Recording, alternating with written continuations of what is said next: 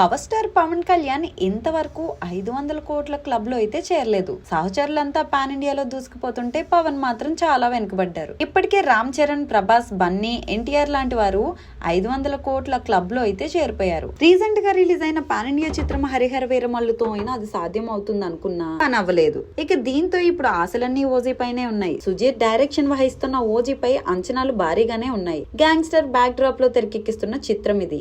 ఇందులో పవన్ కళ్యాణ్ గ్యాంగ్స్టర్ గా కనిపించబోతున్నాడు. ఇప్పటికే రిలీజ్ అయిన ప్రచార చిత్రాలతో అంచనాలు ఆకాశాన్ని అంటుతున్నాయి. ఇక Pawan look, Sujeeth action, making వంటి అంశాలు సినిమాను పతాక స్థాయిలో నిలబెట్టాయి. ఇక సినిమా గురించి ప్రీ టాక్ కూడా బలంగానే వినిపిస్తుంది.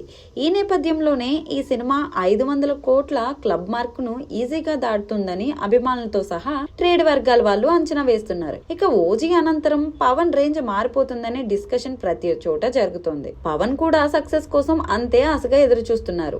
అత్తారింటికి దారేది తర్వాత అజ్ఞాతవాసి, వకీల్ సాబ్, భీమ్లా నాయక్, వీరమల్లులో ఏది అనుకున్న సక్సెస్ అయితే రాలేదు. ఏవి పవన్ రేంజ్ హిట్ చిత్రాలైతే కాదు. దీంతో పవన్ అభిమానులు సక్సెస్ కోసం ఎంతో ఆశగా ఎదురు చూస్తున్నారు.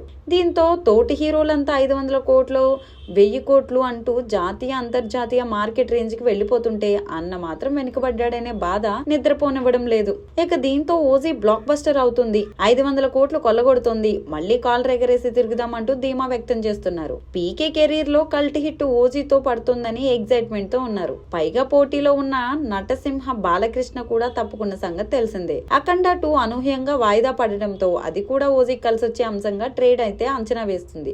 మరి ఏం జరుగుతుంది అన్నదైతే చూడాల్సిందే.